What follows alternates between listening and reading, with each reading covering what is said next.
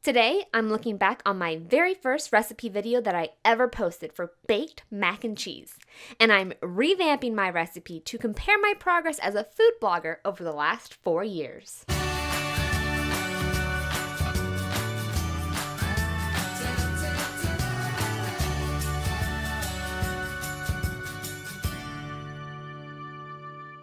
What's up, hungry people? As you can see, I am out of the kitchen, but I am still in my house. We're in the middle of the winter storm Harper right now, so I've been pretty much trapped indoors for the last day. I forgot to go out and get my milk, bread, and cheese like all Ohioans like to do when there's a big storm coming. And so while I'm trapped inside, I decided it would be kind of fun to go back and look at some of my original videos and see sort of the progression that I've had in my blog over the last few years. I started blogging in 2015, and about 9 months into my first year, I started to make recipe videos.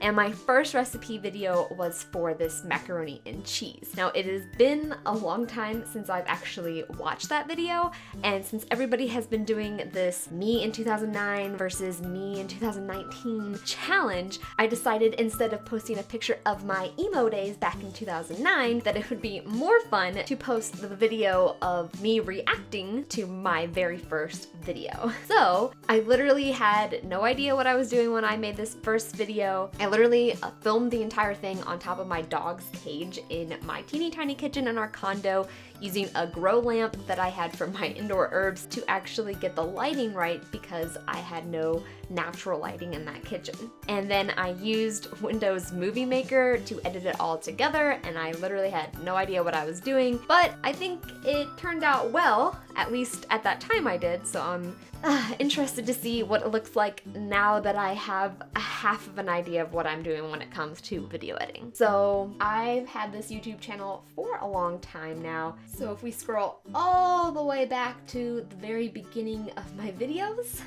here, poor man's creamy baked macaroni. Oh, cool, starting with the title screen right up front. Ooh, these transitions. I remember that I always put all of the ingredients out on the table first and then pulled them away. And I like that, but it took such a long time to set up. Oh, yep.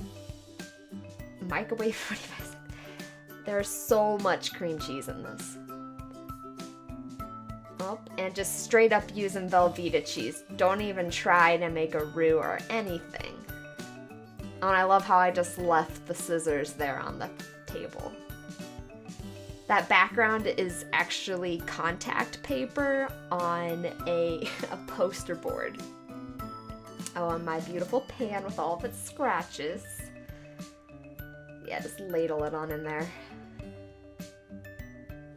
Timing-wise, I'm ahead of schedule, I think. I wish that I had had the foresight to flip the video, because I feel like it's weird that my hands are coming in from all of the sides.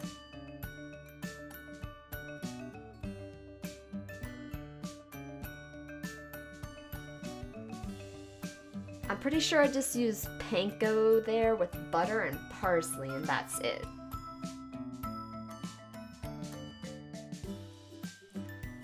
Okay, putting it on top. I do like a nice crunchy topping on my macaroni.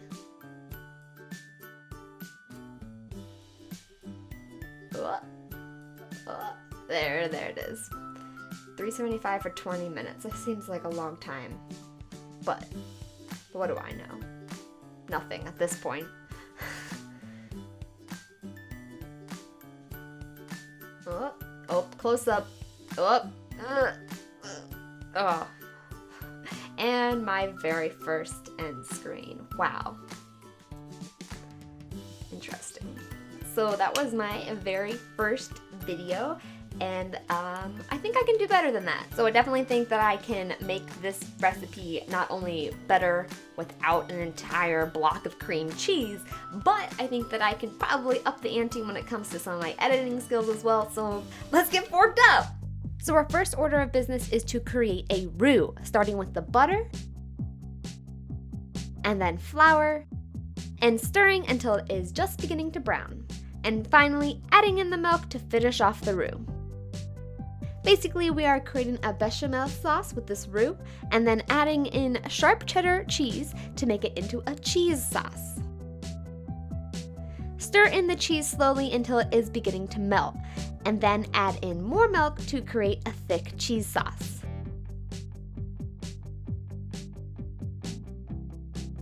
Next, add in the goat cheese, smoked paprika, onion powder, and garlic powder. Whisk until the sauce is smooth and creamy, and then add your cooked elbow noodles to the pot.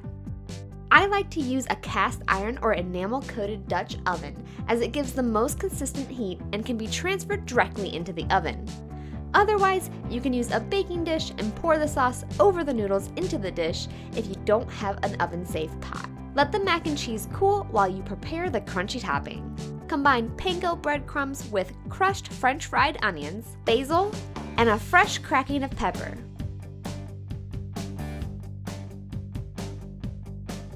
Sprinkle the panko topping over the mac and cheese in an even layer. Then transfer to the oven and bake at 375 degrees Fahrenheit for 15 minutes, and then broil for 3 to 5 minutes for a crispy, crunchy topping.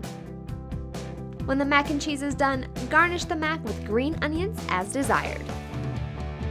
You can also use fresh parsley for a pop of green color.